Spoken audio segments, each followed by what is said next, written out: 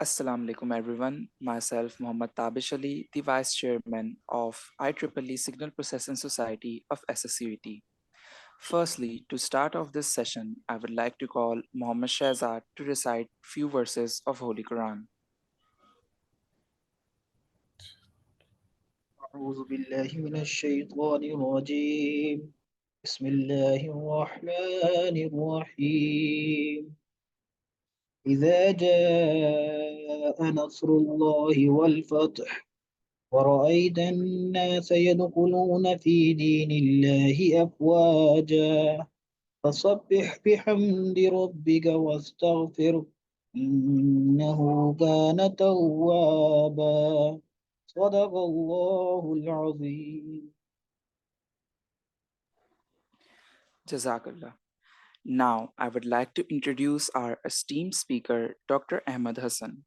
He graduated in electronics engineering from Hamdard University and postgraduated in microsystems design from NAD University.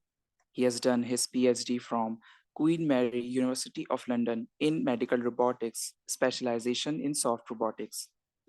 He is currently he is working as a teaching fellow at Queen Mary University of London for a foundation program in electronic engineering and computer science. Now, I would like Dr. Ahmed Hassan to proceed with our today's session. Thank you very much. Uh, मेरे अजीज हम वतनों, thank you very much for inviting me for a as a speaker for this session. Uh, if everybody won't mind, I'll continue in Urdu so that everybody can better understanding and feel more friendly, because I've been uh, a part of this academia for so long, and it feels good whenever we have a chance to speak Urdu. जैसा कि मेरा introduction करवाया गया, thank you very much. मेरा नाम अहमद हसन है और recently मैंने अभी अपनी पीएचडी मुकम्मल की है Queen Mary University of London से. एंड चूंकि मैं खुद HEC स्कॉलर रह चुका हूँ, fully funded scholarship for overseas scholarship as an overseas scholarship, and उस पूरे प्रोसेस के थ्रू मैं गुजरा हूँ. तो मेरा ख्याल है कि मैं आपको बहुत ऐसी टिप्स दे सकता हूँ जिसमें आप ना सिर्फ HEC बल्कि बाकी जितनी भी आपकी स्कॉलरशिप एजेंसीज हैं या फंडिंग एजेंसीज हैं, उनमें आपके लिए मैं फ़ायदेमंद साबित हो सकती हैं. तो मैं पहले प्रेजेंटेशन मैंने छोटी रखी है ताकि सवालात का सिलसिला अगर हो तो जितना ज़्यादा सवालात हो उतना अच्छा, जितना ज़्यादा इंटरेक्शन हो उतना अच्छा है. सिर्फ मैं ही बात करके अपनी बात ख़त्म ना करूँ, जितनी ज़्यादा सवाल जवाब हो, जितना इंटरेक्शन हो उतना अच्छा है. तो मैं ज़रा एक स्क्रीन शेयर करना चाह रहा हूँ, तो मुझे ज़रा 1 मिनट दीजिएगा.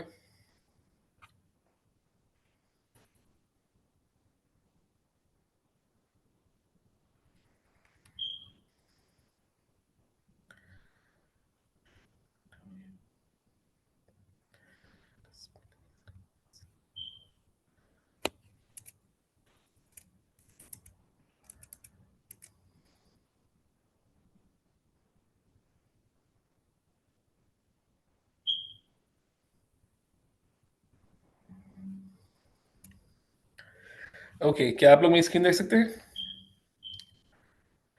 जी आ रही है. Okay, thank you.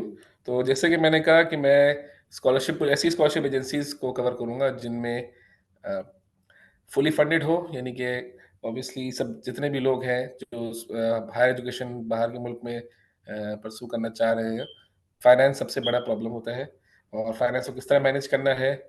अगर आप पास अपनी फंडिंग नहीं है तो बहुत मुश्किल होती है, क्योंकि उन लोगों की जितने भी कंट्रीज, अगर आपके पास एप्लीकेशन के अंदर, वीज़ा एप्लीकेशन के अंदर अगर ये सिलसिला हो कि जी आपके पास फंडिंग नहीं है या आप सेल्फ फंडिंग पे आ रहे हैं, तो बहुत ज़्यादा चांस है कि वो आपके एप्लीकेशन को रिजेक्ट कर दें. क्योंकि अगर कोई स्टूडेंट फॉरेन कंट्री में विदाउट एनी प्रॉपर फंडिंग आ रहा है इसका, तो ऑटोमेटिकली ये एज्यूम कर लिया जाता है कि जी उसने वापस नहीं जाना, उसी कंट्री के अंदर रहना है, इलीगली या इलीगली. वो एक अलग डिबेट है. तो जितने भी कंट्रीज हैं जो जहाँ आप स्टडीज करने जाते हैं, तो उनको ये गारंटी चाहिए होती है कि आप लोग वापस चले जाएं. तो साथ साथ फंडिंग अपॉर्चुनिटी के साथ साथ कुछ इंपॉर्टेंट चीजें जो एज अ पर्सनैलिटी या एज अ पर्सन आप लोगों के अंदर होनी चाहिए, जिसके लिए आप लोगों जो जो जो आप लोगों को एक्सपेक्ट करनी चाहिए वो ऐसी क्वालिटीज एक अच्छा फॉरेन स्टूडेंट या अच्छा स्टूडेंट बनने के लिए जो आपको रिक्वायर्ड होती हैं, वो भी मैं साथ साथ बताता जाऊंगा। तो सबसे पहले स्कॉलरशिप की जो रिक्वायरमेंट्स होती हैं वो डिपेंड करता है कौन सी स्कॉलरशिप एजेंसी है या क्या उनकी रिक्वायरमेंट्स हैं या एलिजिबिलिटी क्राइटेरिया है। लेकिन जो चीज़ सबसे ज़्यादा कॉमन होती है सब में, वो ये होती है कि आप स्टडीज़ मुकम्मल करने के बाद अपने कंट्रीज़ को वापस चले जाएं, या किसी भी तरीके से आप अगर रह रहे हैं तो वो पहले proper approval through proper channel के साथ हो।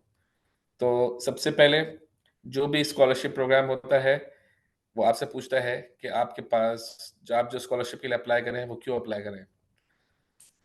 उस चीज़ का जवाब उन्होंने खुद ही दिया हुआ होता है। अगर आप थोड़ा-सा उनके गाइड को या स्कॉलरशिप गाइड या एप्लीकेशन प्रोसेस को अगर थोड़ा केयरफुली पढ़ें, उसमें ये लिखा होता है कि इनका स्कॉलरशिप का प्रोग्राम क्या है। जैसे कि कुछ यूके गवर्नमेंट की स्कॉलरशिप्स होती हैं, उनका पर्पज़ ये होता है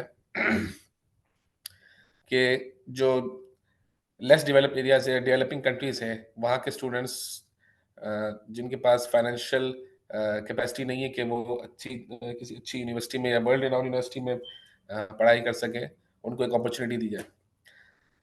कुछ स्कॉलरशिप एजेंसीज जैसे कि एचईसी है, उनका ये पर्पस होता है कि वो कैपेसिटी बिल्डिंग करें, यानी कि मुल्क के अंदर हमारे मुल्क में बजाय इसके कि हम किसी एक्सटर्नल स्कॉलरशिप को एक्सटर्नल स्कॉलर को बुलाएं या किसी एक्सटर्नल प्रोफेसर को बुलाएं, हमारे अपने पास इतना टैलेंट मौजूद हो फॉरेन क्वालिफाइड कि हमें किसी दूसरे मुल्क के पास जाके कहीं से टैलेंट इंपोर्ट करने की ज़रूरत ना पड़े।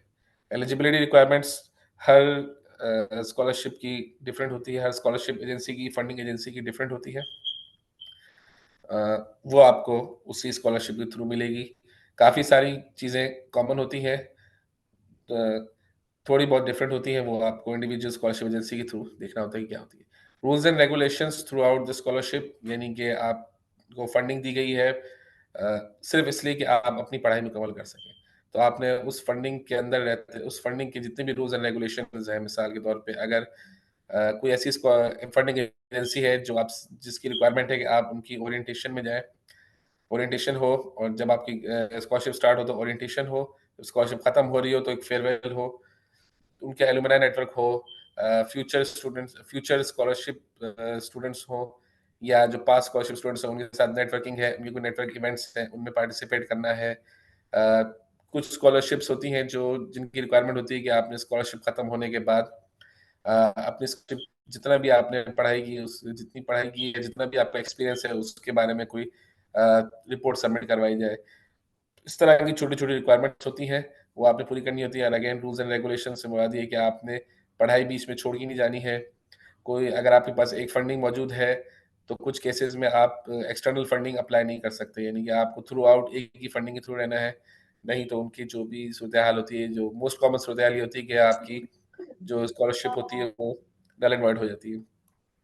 और स्कॉलरशिप का खत्म होने के बाद जब आपकी स्कॉलरशिप मुकम्मल हो जाती है, आपकी पढ़ाई मुकम्मल हो जाती है, फिर आप क्या करते हैं? तो मोस्ट कॉमन ये होता है कि आप जो भी जिस कंट्री में भी आप पढ़ाई करने गए, वहाँ से आप वापस आ जाएँ।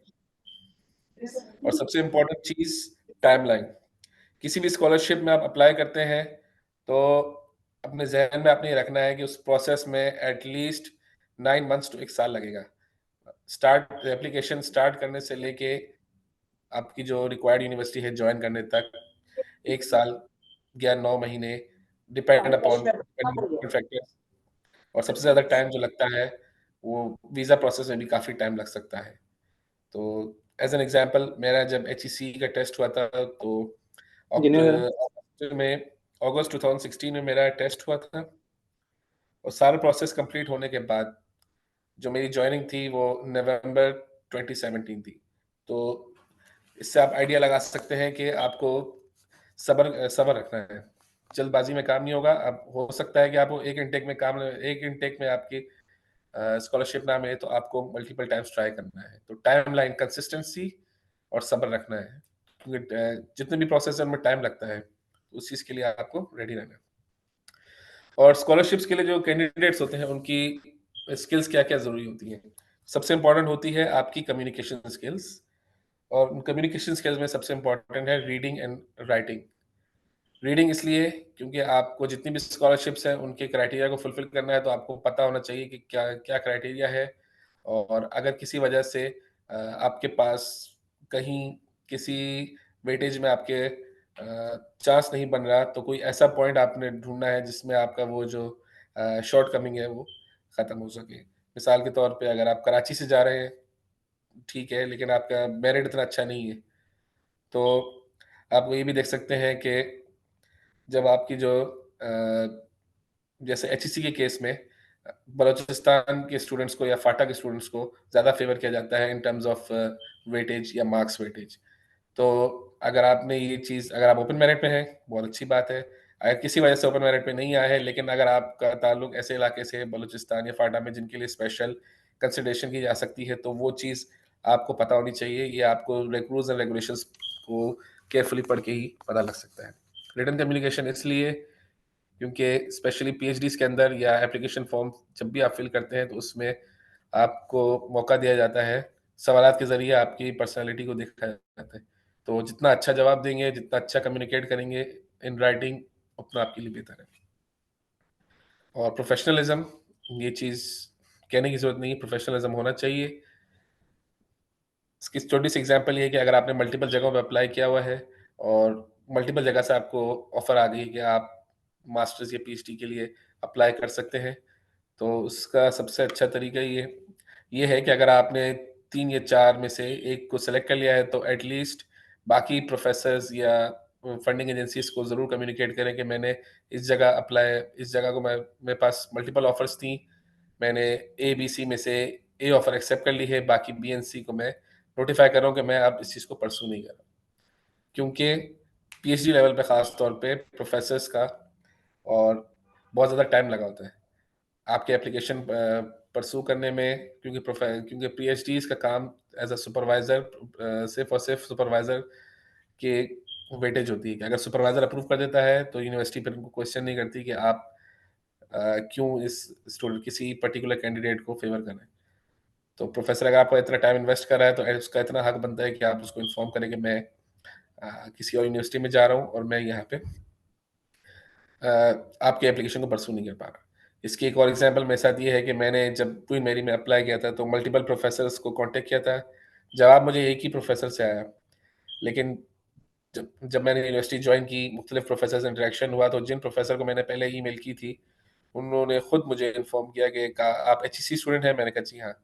तो उन्होंने मुझे बताया कि आप एचईसी से काफ़ी स्टूडेंट्स अप्रोच करते हैं, लेकिन जब आप उनको पॉजिटिव रिस्पॉन्स देते हैं सारा प्रोसेस करने के बाद, आगे से कैंडिडेट हमें फिर फीडबैक नहीं देते कि क्या अगर आप सेलेक्ट हो गए हैं, नहीं हुए हैं, और इस तरह प्रोफेसर का टाइम ज़्यादा, तो इसलिए मुझे भी उस प्रोफेसर ने रिस्पॉन्ड नहीं किया था इनिशियली।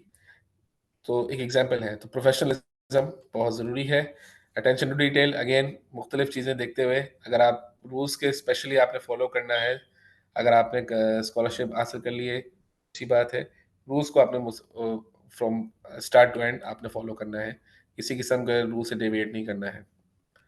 और टाइम मैनेजमेंट बहुत ज़रूरी है। जिस तरह मैंने कहा कि टाइमली मैनर में आपने सारे काम करने हैं, और इंतज़ार नहीं करना है कि कोई आपको आके, जैसे अगर प्रोफेसर ने आपसे ईमेल के थ्रू कॉरेस्पॉन्डेंस चल रही है, तो प्रोफेसर की ईमेल आ रही है, तो आपने प्रोफेसर को इंतज़ार नहीं कराना। प्रोफेसर आपके लिए नहीं बैठा, आप प्रोफेसर को अप्रोच कर रहे हैं, तो बेहतर ये है कि अपने टाइम के मामले में आप स्मार्ट रहें। और एक्सटर्नल प्रेशर्स को आपने बर्दाश्त करना है। स्पेशली जो लोग फॉरेन कंट्री में जाते हैं, उनको ये एक बहुत इशू होता है। जैसे कि स्टडीज़ में जब आप पाकिस्तान में होते हैं, आपके पास टाइम होता है कि आप स्टडीज़ को परस्यू कर सकें केयर केयर फ्री होके। लेकिन बाहर के मुल्क में आपने हर चीज़ खुद करनी है। आपने स्टडीज़ के अलावा अपना घर भी मैनेज करना है, अपना टाइम टेबल मैनेज करना है, तो उसके लिए आपको बहुत ज़्यादा कंसिस्टेंसी चाहिए होती है। तो उसके लिए आप रेडी रहें, क्योंकि पाकिस्तान में जैसा माहौल है, यहाँ पे बस एस्टेब्लिश फैमिली है, वहाँ पे जाके अपना आपने खुद एस्टेब्लिश करना है, तो उसके लिए एक्सपेक्ट कीजिए कि आपको बहुत ज़्यादा पढ़ाई से हट के भी आपको बहुत ज़्यादा एफर्ट करनी होगी। एंड मेंटल हेल्थ इश्यूज़ के लिए भी आपने देखना है। मेंटल हेल्थ इश्यूज़ पाकिस्तान में भी इसके बारे में बात शुरू हो गई है, लेकिन इसका मतलब ये होता है कि जब आप मुसलसल किसी प्रेशर में आ रहे होते हैं, चाहे वो स्टडी का प्रेशर हो, चाहे फाइनेंशियल प्रेशर हो, चाहे आपके पास टाइम मैनेजमेंट का प्रेशर हो, इन सब प्रेशर्स में रहते रहते एज एन इंसान आप थक जाते हैं। तो उस चीज़ को किस तरह मैनेज करना है और किस तरह आपने हेल्प लेनी है, कहाँ से हेल्प लेनी है, और हेल्प लेने में कोई शर्म की बात नहीं है, तो इस चीज़ को आपने जहन में रखना है। तो अब मैं 2-3 फंडिंग एजेंसीज बताऊंगा जो जिनकी फंडिंग्स वगैरह, एक तो मैं खुद यूज़ कर चुका हूँ एचईसी की, दूसरा बाकी 2 फंडिंग एजेंसीज जो होंगी वो यूके गवर्नमेंट की ऑफिशियल होंगी। तो वो आपके लिए, अगर आपको वो स्कॉलरशिप्स या फंडिंग मिल जाती है तो वो आपके लिए काफ़ी फ़ायदेमंद है। तो एचईसी स्कॉलरशिप के लिए फुली फंडेड होती हैं, एमएस प्रोग्राम के लिए भी, पीएचडी प्रोग्राम के लिए भी। अ, मेरा ख्याल है एक दफ़ा देख लिया जाए कि मैंने लिंक्स भी यहाँ रखे हुए हैं, अगर आप देखना चाहें तो। जैसे कि अगर हम लिंक को फॉलो करना चाहें, मैं देखता हूँ कि अगर हम देख सकें।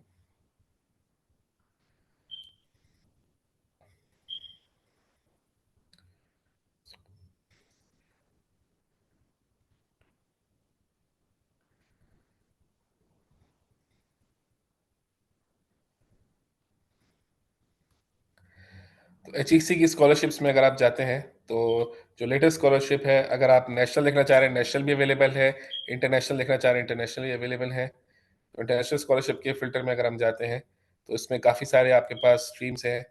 फैकल्टी डेवलपमेंट भी है, जैसे मैंने कहा एचईसी का जो पर्पस होता है वो इंटेलेक्चुअल पूल आपने रखना होता है कंट्री के अंदर, कि आपके पास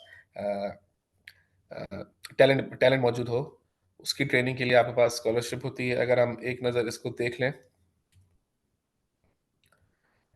तो स्कॉलरशिप अनाउंस्ड बाय, तो इसमें आपको हर चीज़ मिल जाएगी। अगर आप इसके लेफ्ट हैंड साइड में देखें आपको सब चीज़ें मिल जाएंगी। एलिजिबिलिटी क्राइटेरिया,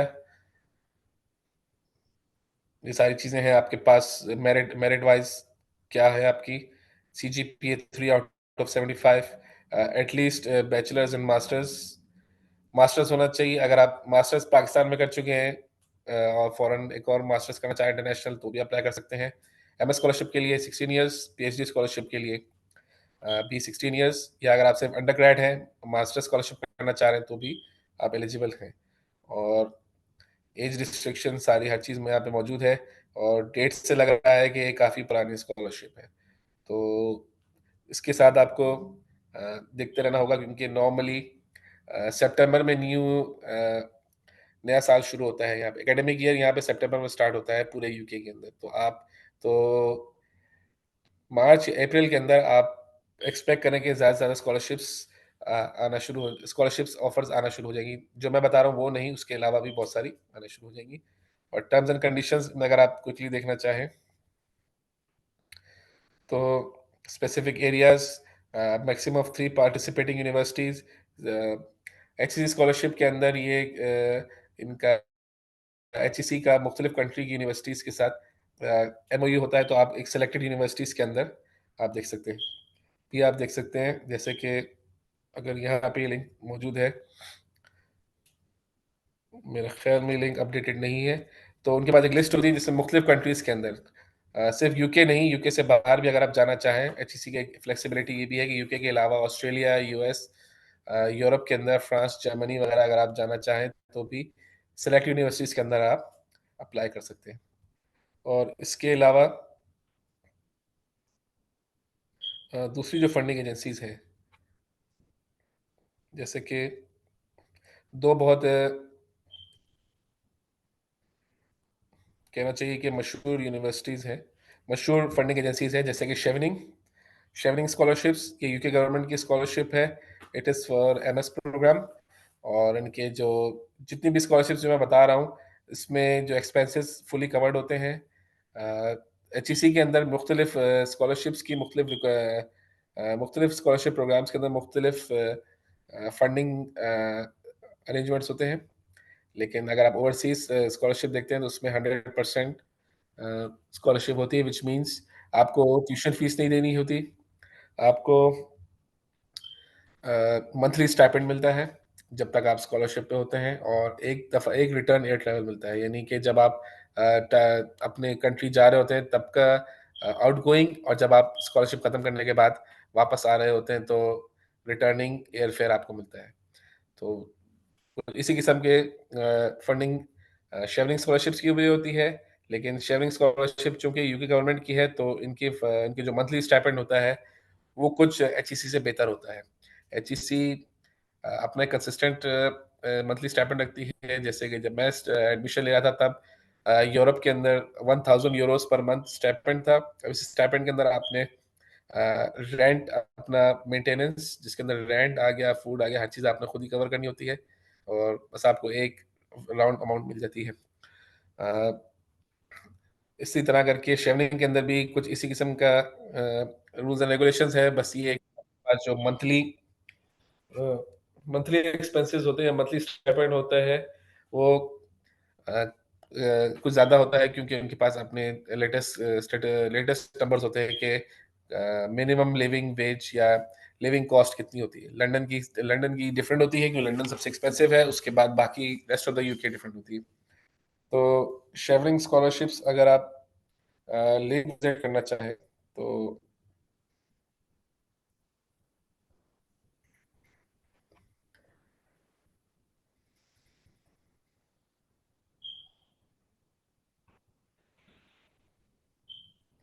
सॉरी, एक मिनट।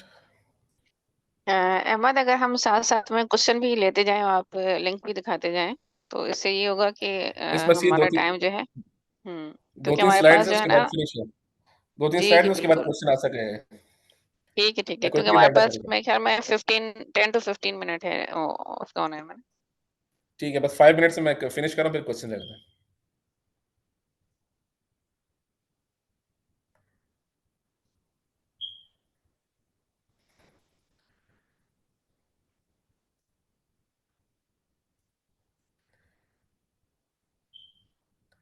ओके, फैकल्टी डेवलपमेंट है, ये शेवरिंग स्कॉलरशिप्स हैं।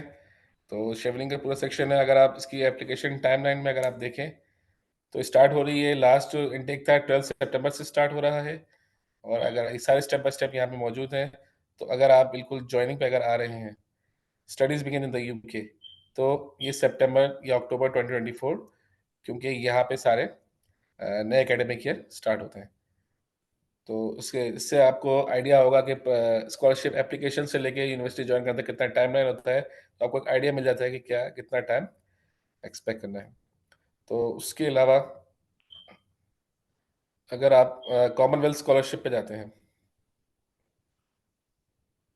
अगर आप कॉमनवेल्थ स्कॉलरशिप जा रहे हैं तो उसमें आपके पास कॉमनवेल्थ स्कॉलरशिप के लिए पीएचडी के लिए भी होती है, मास्टर्स के लिए भी होती है, डिपेंड करता है आप क्या करना चाह रहे हैं। और उसके अलावा इनकी जो रूल्स एंड रेगुलेशंस हैं, ये सारा इनका ओवरव्यू है, और लिंक्स यहाँ पे मौजूद हैं। और मैं प्रेजेंटेशन शेयर भी कर दूंगा, तो जो लोग अगर लिंक्स को फॉलो करना चाहें बिल्कुल उनको फॉलो कर सकते हैं। और इस पर आपको हर चीज़ मिल जाएगी, एलिजिबल कंट्रीज, एप्लीकेंट की एलिजिबिलिटी, एंड उसके अलावा एप्लीकेशन फॉर्म से मुतालिक हर चीज़। तो एप्लीकेशन फॉर्म, जैसे मैंने कहा, राइटिंग स्किल्स आपकी अच्छी होनी चाहिए ताकि आप लोगों को पता हो कि आप लोगों ने किस तरह इसको एप्लीकेशन को परसू करना है। और सवालों के जवाबात में ख्याल इनकी कम्युनिटी भी मौजूद है, तो अगर आप उनको ज्वाइन करना चाहें, स्कॉलरशिप नेटवर्क फेसबुक पे बहुत अच्छा ग्रुप है, अगर आप उसको देखना चाहें तो भी काफ़ी आपको वहाँ से हेल्प मिल जाएगी। वहाँ पे टेम्पलेट्स ही मौजूद हैं अगर आप अपने एप्लीकेशन को अगर फर्दर इम्प्रूव करना चाहते हैं तो। और उसके अलावा बहुत सारी यहाँ पे इसको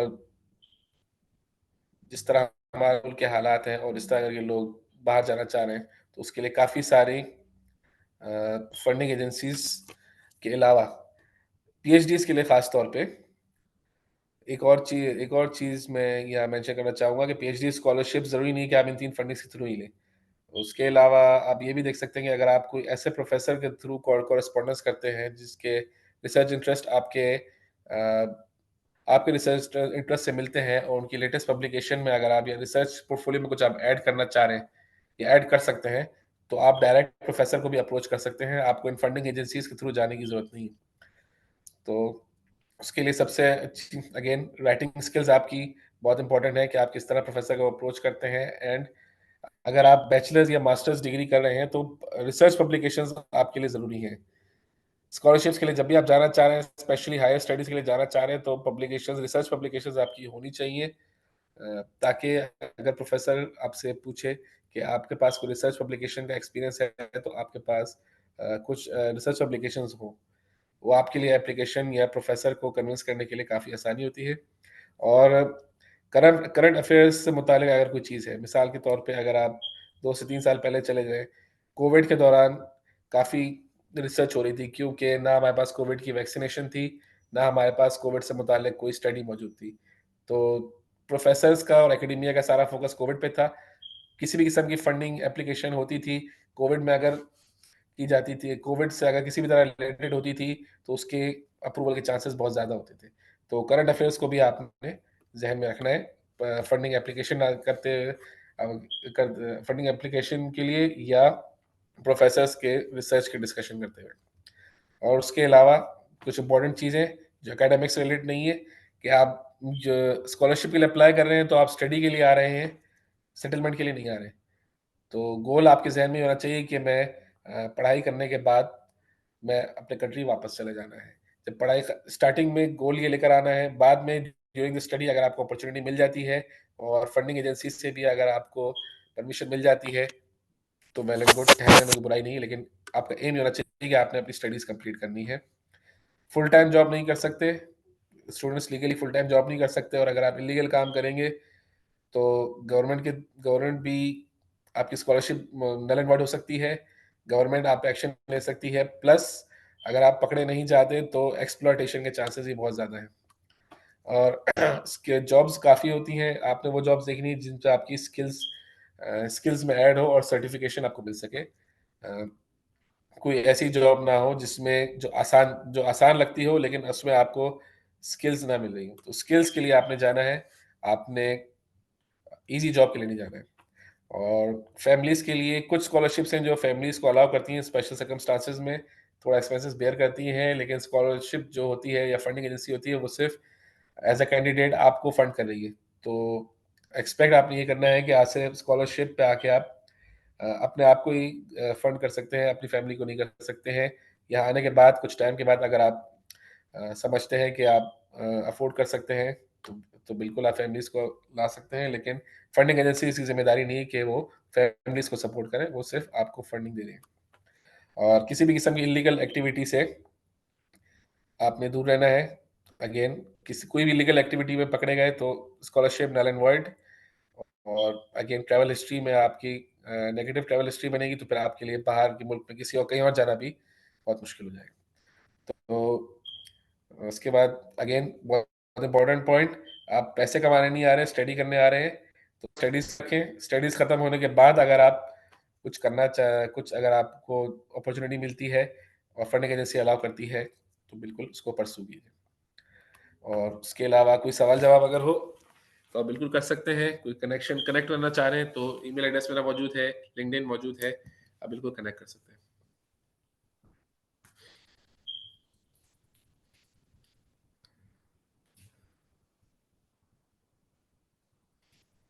जी स्टूडेंट पूछ सकते हैं अहमद, सवाल पूछ सकते हैं स्टूडेंट? जी miss, question time. Slide screen share हो रही है मेरी है? जी हो रही जी स्टूडेंट्स, यस। आपको कोई सवाल पूछना?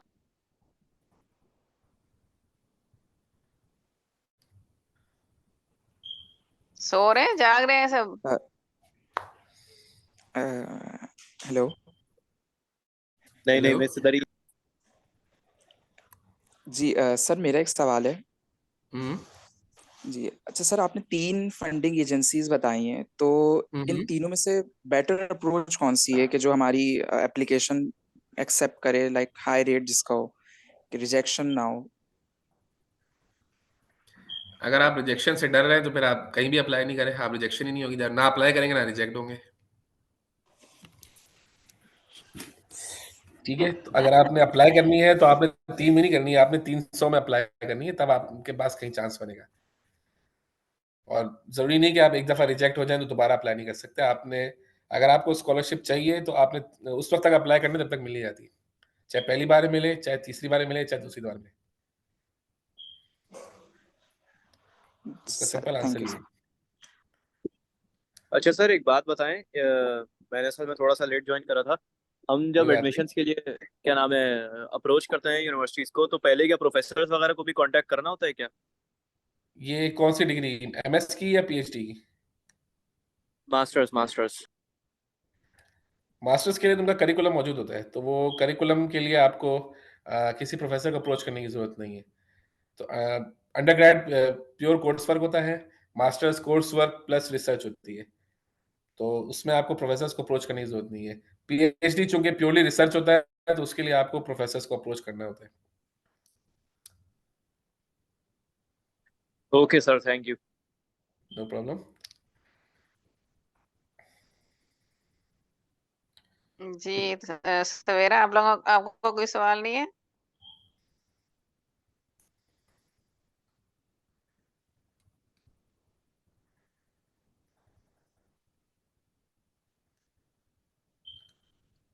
मिस आई थिंक सबको जो है क्लियर है। जी हाँ, सवेरा आप हैं यहाँ पे?